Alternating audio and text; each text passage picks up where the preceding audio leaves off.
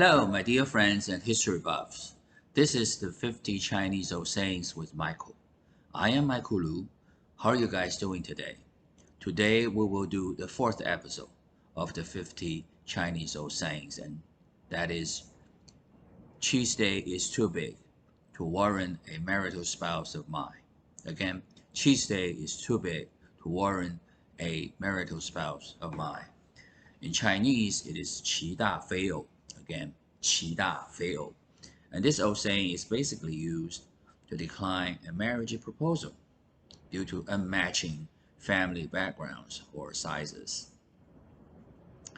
There were three states involved in this old saying.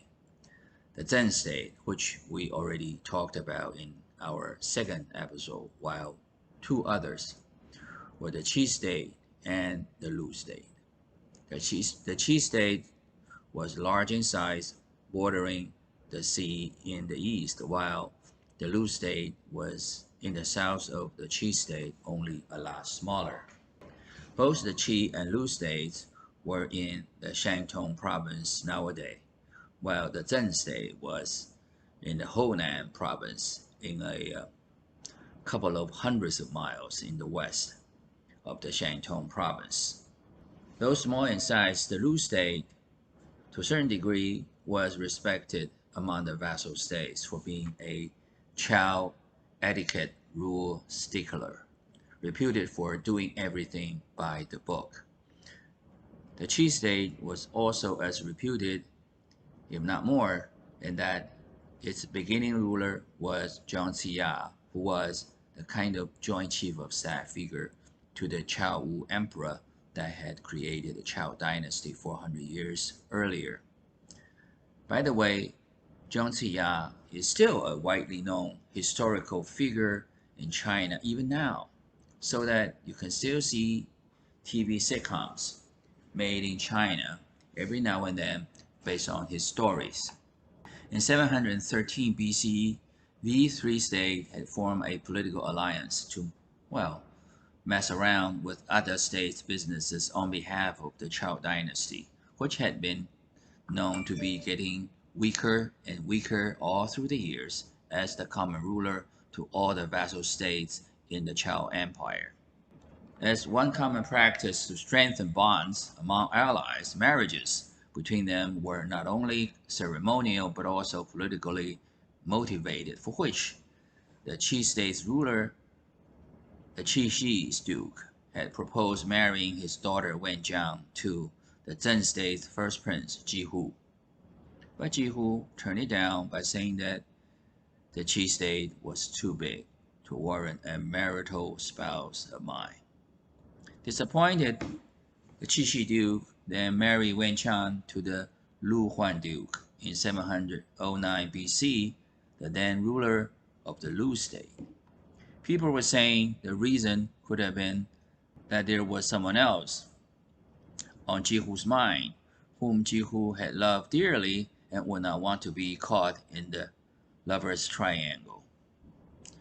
Jihu had later on become a handsome first prince and a valiant military commander with all promising future ahead after he, as the Allies' military commander, defeated and killed 300 Rong nomad people from the north in 706 BC in response to Qi Duke call for help. Once again, Qi Duke resumed his marriage proposal for another daughter of his, which Jihu again politely declined. This time, his father's top advisor, Zhizong, suggested accepting the marriage proposal to ensure Jihu's inheritance right as the first prince, being supported by such a strong ally from outside as the Qi state.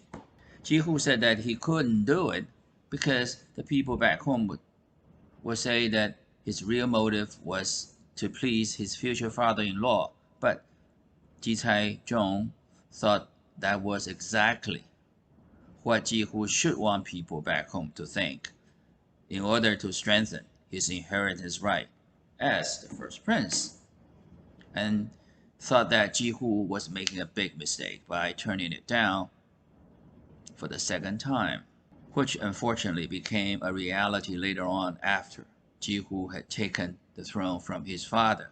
To make the long story short, Jihu was assassinated in 694 BC by one of his high-ranking officers who supported Jihu's younger brother, to the throne.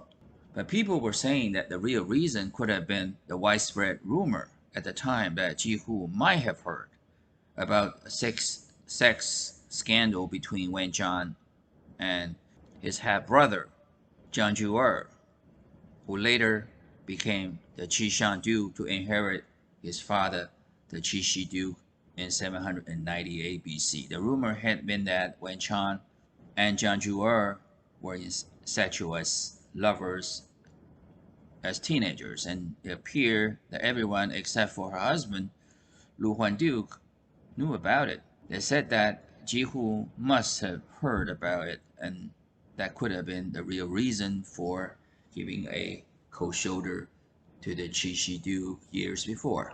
4 years later, Qishan Duke had assumed his title, and he was scheduled to marry the Chao Dynasty's princess in 694 BC.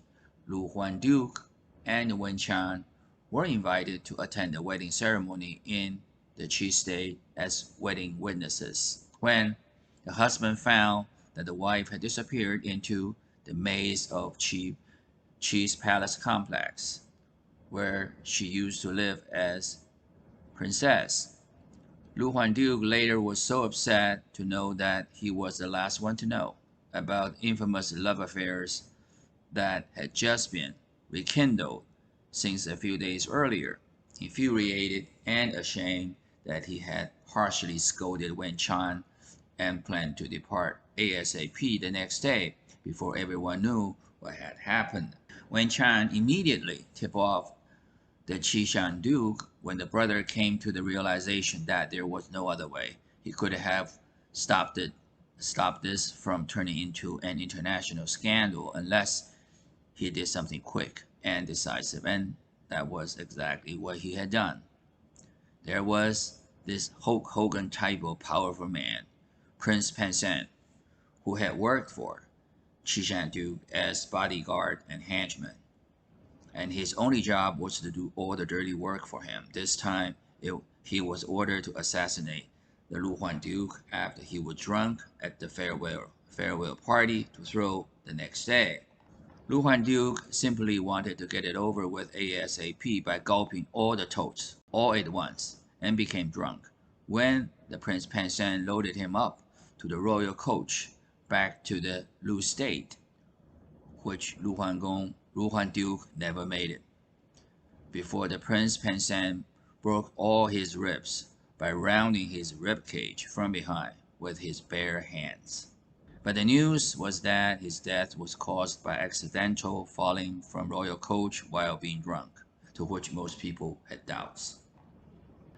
The Lu state, being a much weaker and a smaller state than Qi state, only protested lukewarmly, in addition to the complaint about Prince Penshen being careless during tending to the deceased Lu Duke, for which he was not supposed to go free with impunity.